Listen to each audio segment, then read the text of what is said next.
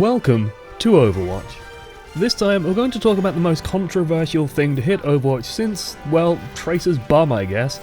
Nothing to do with the lack of a pause system or the server tick rate or things like the McCree buff that got through a while back on the PTR, nope. It's loot boxes. But let me take a step back for a moment and put on my impartiality hat before dismissing the entire thing offhand. People care about loot boxes, they care a hell of a lot about loot boxes, they care about cosmetics and how they're delivered, and getting an item is, well, some people consider a very big deal. So I'm not going to marginalise that. Let me go into a little backstory as well, and then hopefully we can run through the entire loot boxes thing and the Summer Games argument before wrapping it up in a neat bow. So I do a podcast with Stylosa and the guys from Overwatch Central, or Max from the Cynical Nerds, or Valkyria as well sometimes pops up, and we talk about Overwatch and have a great time doing it. Naturally, we discuss loot boxes and the Summer Games, and I came out and said the following. I don't mind the system. I acknowledge tacitly that it is there to get money out of you, and they are going to do it somehow, so via seasonal skins is a relatively painless way of doing it. And I got lynched for saying that in the comments. So let me begin by explaining the system, and then we'll go into the for and against arguments about why the system is bad and why it is there. And before you bring it up, yes, I did watch Jim Sterling's piece on the system, and I was fine with what he was saying, although I think it does set up a slight straw man argument in the fact that everyone in favour of the system is somehow a blind fanboy who doesn't realise that they're being pumped for money by a massive corporation, or somehow thinks that this is Blizzard doing them a favour. That's just not quite the case. I'll also preface that I, like many others, would like some alterations into how things are done. We'll cover those towards the end. I realised during the writing of this that, well, we should probably go over the system first in some detail with all the little psychological tricks involved explained clearly, so we'll begin there, simply because one of the best and biggest arguments I can see that holds major water about the system being bad is if the majority of people have a fundamental misunderstanding of how the system actually works. First things first, it is a lottery. By removing coins purchasing items, you are running a slot machine. You pull the lever and hope for a result. Whether paid for or unpaid for, loot boxes are exactly that, hitting the same thrills and lows as a normal Las Vegas slot machine. Except Blizzard rigs the game. I've seen this brought up in more than one developer post. Blizzard have always rigged a random number generator. They've always done it into the player's favour, also a guaranteed payout. The more you get, Hearthstone packs, Diablo loot, or Overwatch crates, the higher chance you have of getting a rare item until you get one, and then it resets. I think the exact quote I've seen is there is no such thing as truly random in a Blizzard game. That isn't charity, that's to solidify that the payout is inevitable. You just have to either play the game more or spend more money. It's a psychological trick that means you will get something by taking part enough, and you will get that surge of dopamine rewarding you for doing so.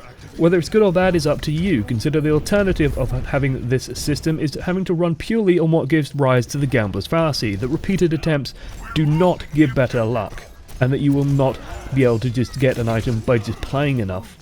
The real kicker to me is the timer. This is the real psychological trick. I once read a piece on how timers influence spending habits. It's the reason why there's big sale signs all over supermarkets and stuff, and limited time offers. And so someone do a breakdown of some of the Steam sales which used to have timers absolutely everywhere in your face. Valve couldn't stop putting their big sweaty clocks all over you, ticking towards zero, waiting for that inevitable moment when that deal that you could get is just going to go away. The notion of exclusivity, or that this is your only chance to get this item, is a huge motivator in pushing someone towards spending if they were on the fence. Finally, I'll touch on the artificial rarity. There is no reason other than fake value that everyone doesn't have every skin unlocked the moment they boot up the game. But people like unlocking shit. They like that the skin they've got on isn't frequently seen. There's a real hipster bug in some people that actively tries to find unpopular skins just to use them, just to be more unique. They're further making these skins rarer by inducing that timer. Although what I can see down the line, even with, say, 6 seasonal events a year, you're going to have a pretty overwhelming number of skins within about 2 years.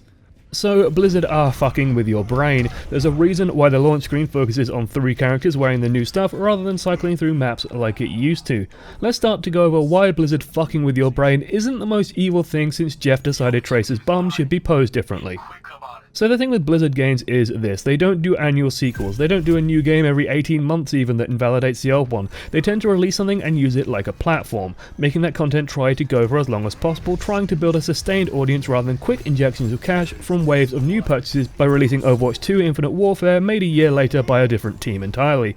The result of this system is, well, they're a business. They're going to want to make money. I'm not some drooling fanboy who believes that Blizzard are making games purely for the love of the craft of making games. They're a company sat on a mountain of money and want to continue sitting on a mountain of money. They've then used that money to develop more shit down the line, but I've always found the argument that because Blizzard are so rich, they shouldn't use consumer-unfriendly methods for generating cash a little bit naive. This isn't a charity. It's a good way of starting to lose a lot of money when you start thinking like that. I've always been a call a spade kind of a guy. This is a method of pushing people to buy loot boxes. There's no way around that. Those loot boxes guarantee though that I get free shit that matters, like maps and heroes down the line. Or animated shorts and comics that I enjoy consuming for free. And yes, you could argue that those things exist to invest you into the characters and world more, therefore increasing the value of skins in your brain, but to me that argument is, well, because you like the thing, you're willing to spend money on it. No shit, Sherlock. At the end of the day, to me, the day before the update release, you had less stuff available. After release, if you didn't spend a single penny, you had more stuff available. You want some of that stuff? Okay, then you're forced into a lottery of whether you can get it or not. Or you're forced to spend a little money to tilt the odds further into your favour, but you still can't get that item that you want. So to me, at that point, it comes down to a decision. Are you willing to part with the money on the chance that you can't get the thing you want, whether due to financial or ethical constraints? If the answer is yes, then buy the boxes. If the answer is no, then don't. I don't see the deception. The rules are all there. You know what you are paying for. Are there better ways of doing it? Yeah. Should we burn effigies of Jeff Kaplan at the stake? Probably not, or at least not for this. And before I continue, I've had a few people describe this to me as the scummiest way of doing microtransactions. No friend, I've played games with scummier. Scummier is when the loot boxes contain weapon parts that decrease recoil or boost damage and also have a time duration. I've seen true scummy. I've played true scummy. The second gameplay edges get a price tag is the second you'll see me going for the fucking throat. Now let's go through viewpoints. Short-term consumer viewpoint, this isn't great for me as a short-term consumer. I have no way of getting what I want reliably. In theory, if I brought 200 or 300 crates, I could still not get what I want due to the fact that duplicates exist. Long-term consumer viewpoint, companies making money that I have to hope is being reinvested back into making more shit that I like or running more events that I am interested in. I didn't get the skin I wanted from the Summer Games, but I got what I wanted from the Halloween event, and not everyone is using it because they don't all have it.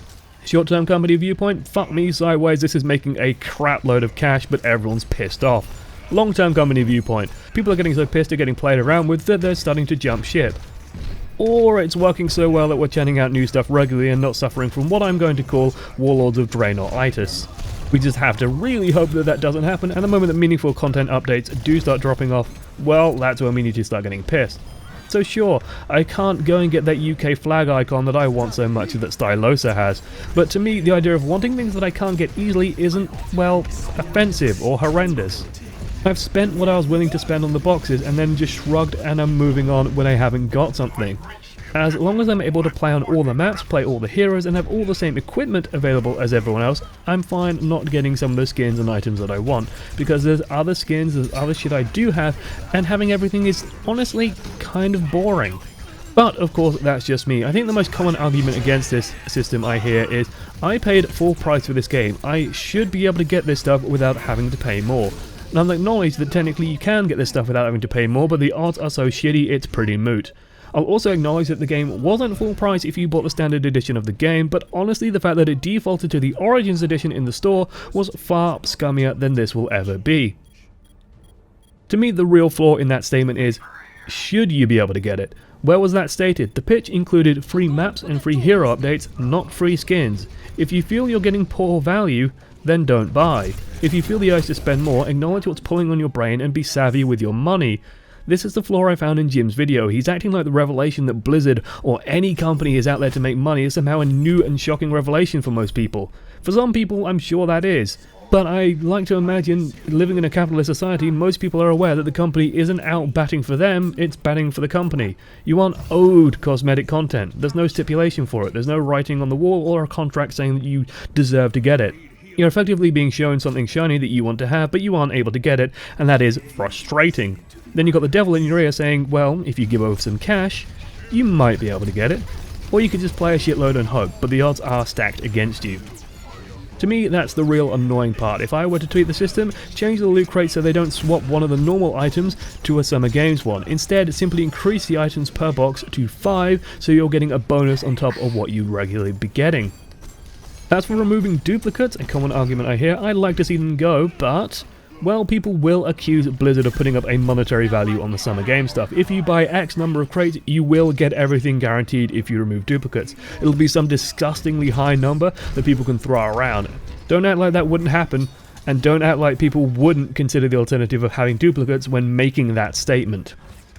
To me, there was an inevitability of something like this happening. The question I always had was how, not if. When promised free map and hero updates, essentially constant free gameplay, I wondered how the game intended to finance. Not after the first year, not even after really the second year. Initial sales seemed to be likely good enough to tide that over for a good long time, but for year 3 and year 4. There was going to be a way to turn you into a consumer of content. The fact that that's being done through cosmetics alone doesn't bother me, and before you come up and say that that isn't an argument, it kind of is an argument. It's not impeding on the core gameplay, the reason why I play the game. If you play the game for skins, then sure, that's why you play the game. Okay, that's not why I play, and that's what I like to think most people don't play it for. But let me finish up with my full thoughts, my hot, fresh, real, raw opinions. I think they could probably do the summer games and other events and still have skins for coins and generate more than enough money to sustain Overwatch for years to come. With a solid enough core, the audience retention is probably going to be high enough to not need to rely so much on things like timers and heavily enforced false exclusivity. The ability to purchase skins with coins likely won't prevent a big enough chunk of loot box sales to a point where revenue drops below a threshold where Overwatch becomes unsustainable. It also helps foster a company versus player mentality. People feel right now like they're being manipulated. That's not a feeling that people enjoy. Even though all marketing and all promotion are basically a form of manipulation, doing so overtly is damaging to the community as a whole and makes things feel unnecessarily hostile.